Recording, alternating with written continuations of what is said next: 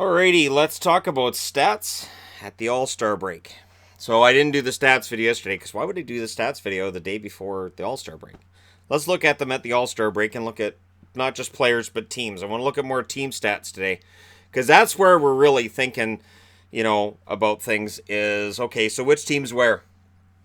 Now, we'll start with players. Points. Your points leaders. Kucherov, 78 points. Rantanen, 74 points. McDavid, 73 points. Gaudreau has 73 points. Patrick Kane, 71. And Nathan MacKinnon also has 71 points to round out your points leaders for the NHL right now. And it is a tight race. I have a feeling Kucherov could win the Art Ross this year. I really think he can hold on. I think the fact that his team is the best. McDavid's the best player in the league. But with all this turmoil in Edmonton and everything going on, I do wonder if it's going to hold him back points-wise. Or, the other thing is, if Hitchcock gets everybody to buy in defensively again, during that period at the start where everybody bought in, McDavid's point production was down initially. And then it felt like everything kind of blew up in Edmonton after that, and his point production's gone up again, but so have the losses. Goals leaders, Ovechkin has this sewn up unless he goes into a huge slump after the All-Star break. He's got 37. Tavares, Skinner, and Point all have 30. Landeskog, Patrick Kane, Gaudreau, and McDavid all have 29. So, yeah, it should be Ovechkin's award, I would think. But that's why they play the games. 30-plus games left, you never know. But I would be very surprised if Ovechkin doesn't win another Rocket Richard award.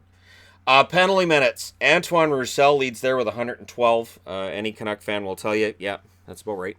Evander Kane, 101. Marchand, 80. Cassian, 78. Borowiecki, 74. And Sam Bennett's on the board at 72. Shooting percentage.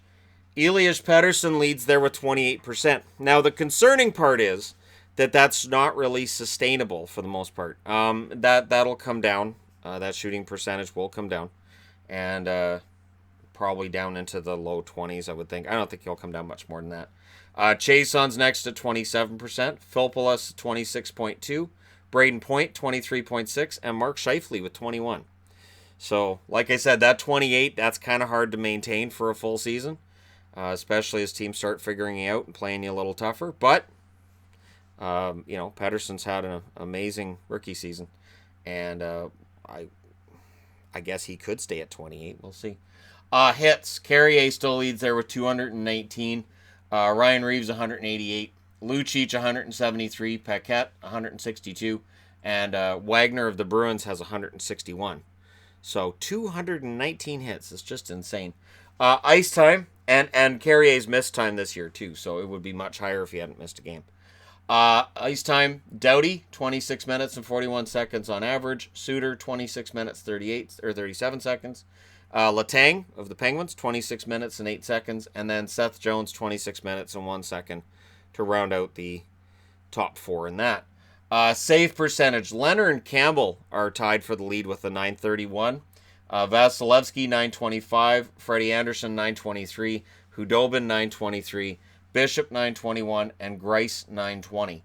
And I do think Vasilevsky and Anderson are probably two of the Vezina-nominated goalies at the end of the year. If Leonard can play enough games, he can get in there. The thing with Leonard is he's splitting starts for the most part with Grice, and I can't see Leonard getting a lot of consideration for Vezina when he's going to play probably about 50 games, maybe 48 even. Rookie leaders, of course, is Pettersson there, 23 goals and 22 assists, so 45 points. Colin White, 11 goals, 15 assists. He's been injured, 26 points. Dahlin, 5 goals, 21 assists. Kachuk, also of the Senators, 11 goals, 12 assists. Of course, Dahlin's from the Buffalo Sabres. You guys all know that. Kotkaniemi of the Habs, 6 goals, 17 assists. Svechnikov of the Hurricanes, 12 goals, 10 assists. And Janssen of the Toronto Maple Leafs, who's currently out, 10 goals, 12 assists for him. Now we get to the team stats. Goals per game. Tampa Bay leads there with an even 4. Calgary, 3.73. San Jose, 3.60. Toronto, a 3.55. And Pittsburgh, a 3.50. So, goals per game, Tampa's still leading there. But Calgary's not far off. And Calgary, when you look at regulation and overtime wins, Yeah, they're only one behind Tampa there as well. Now, they've played 2 extra games, but Calgary's having an amazing season. And if not for the Tampa Bay Lightning, I think it would be probably recognized and talked about a little bit more than what it is, although they're getting a lot of attention right now. Goals against per game. So these are, of course, your lowest. The Islanders 2.41, and it is remarkable the turnaround defensively for the New York Islanders. So the Islanders at 2.41, Nashville 2.58, Dallas and Boston both have a 2.61, and Vegas 2.67. So Vegas is in the top 5. Dallas and Boston tied at 2.61. And Vegas's goals against as a team, and with Marc-Andre Fleury being a big part of that, it's the reason why, according to one article I read, that Fleury deserves some shot at the Vezina. But goals against, usually when it comes to voting for a goaltender, isn't as recognized as save percentage, so we'll see. It used to be, though. That used to be the deciding factor. The Vezina was whatever team had the lowest goals against, the goaltender got the Vezina. And, of course, they brought in the Jennings where that happens now. And the Vezina became best goalie in the league. What's interesting, of course, is the number of Jennings winners that you wouldn't necessarily recognize as being Vezina worthy. It might be an interesting video topic. Anyways, back to this. So goals against average, the Islanders are far and above everybody else. They play kind of a boring defensive style, but it's winning. So that's all that matters, is that it's winning. Power play at home. So I wanted to look at home and away. Power play at home, Winnipeg leads there at 35.5%, Boston 32.1%, Calgary 28.2%, Florida and Tampa both have power play percentages at home of 27.5%. Away. So away from home, Pittsburgh leads there at 32.9%. Tampa, 32%. Colorado, 26.6%. Florida, 26.1%. And San Jose, 25.6% power play on the road. Penalty kill. This is where it gets interesting because everybody talks a lot about Arizona's penalty kill, and they're right. However, it's had some rough games recently, so it's dropped a bit. They're still number 1 in the league, but they're not at 89% anymore. I think they're at 86.7% overall. Now at home, Vegas leads there at 89.9%. Minnesota, 89.2%. Tampa, 88.6%. New Jersey, 86.8%. And then there's Arizona at 5th at 86.7%. Away from home, Pittsburgh leads there at 87.5%. So away from home, Pittsburgh has a 32.9% power play and an 87.5% penalty kill. That's pretty lethal.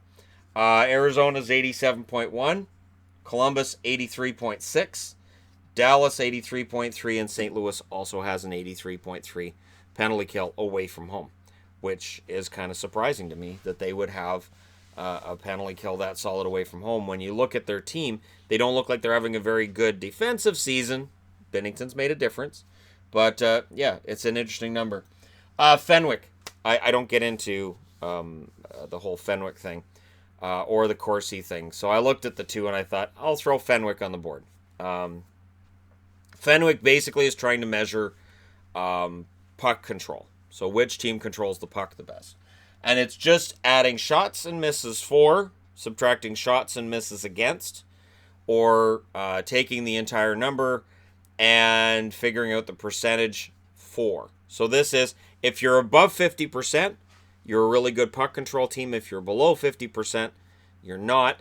And the extremes show you how excellent they are at puck control or how poor they are. Carolina, through all those shots they take, they're at number 1, 55.4%. San Jose second at 55.3%. Vegas 54.3%. Boston 52.9%. Montreal 52.6%. And Nashville 52.6%. What this shows is that technically, really honestly, realistically, Carolina should be winning a lot of games. Carolina should be in the race for the playoffs, and they should have a good chance of getting there because their puck control numbers are so strong. Now, 25 through 31, these are the teams that have poor numbers.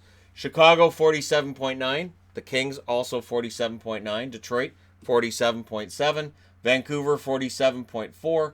Anaheim, 45.9. The Rangers, 45.2. And Ottawa, 44.5. So that means your team allows a lot of shots, and there's a lot of shots that may miss the net, but it still shows puck control for the other team. Now the number 31s. So I'm looking at the worst in the league. The worst power play at 13.04% belongs to Montreal. That's a spot usually reserved for Columbus. Penalty kill 74.15% belongs to Chicago, and that'll kill you. And penalty kill being poor shows the goaltender probably hasn't been great, and it also shows that the defense and the structure probably hasn't been great either. Shooting percentage, the lowest in the league is Carolina at 7.8%. So if you want to look at why Carolina's not in the playoffs, why they haven't been tearing things up, their shooting percentage has been poor. Meaning to me, shot selection has been an issue. So yes, they control on Fenwick. Yes, they're number one there, but their shot selection itself is poor. Shorthanded goals against. There's two teams that have allowed 10, Pittsburgh and Boston. And then you get into some other things here that are interesting on the board about Boston. But anyways, yeah, it's frustrating to watch a Boston power play and know there's a really good chance there's going to be a shorthanded goal against. Almost half as many shorthanded goals allowed as they've scored power play goals. So, yeah, the power play hasn't been great. Shooting percentage, shorthanded goals against, power play goals against. The worst in the league's Colorado at 41. They've allowed 41 power play goals. That's not great. Even strength goals for. Who's at the bottom of the list? Arizona and Los Angeles have 89 goals at even strength this year. So that's really not good. And it shows that Arizona, through solid defense, the penalty kill, and pretty decent goaltending, it's sort of dragged them up a little bit.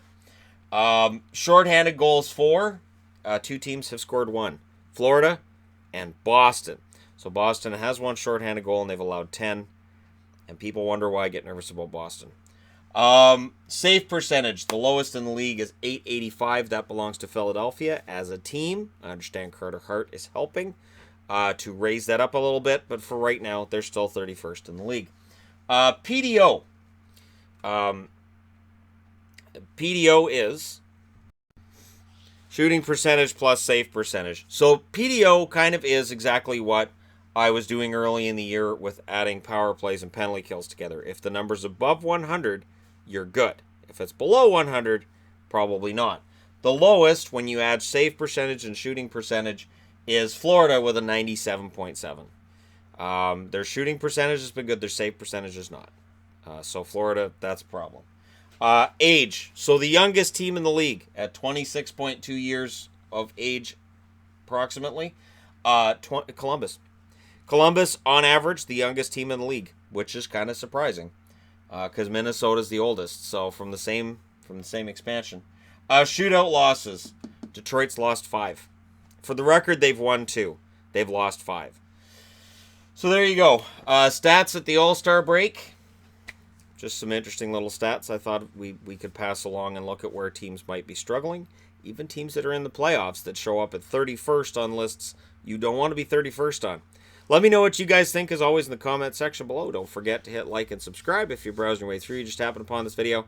Thank you guys so much for watching. I'll talk to you again soon.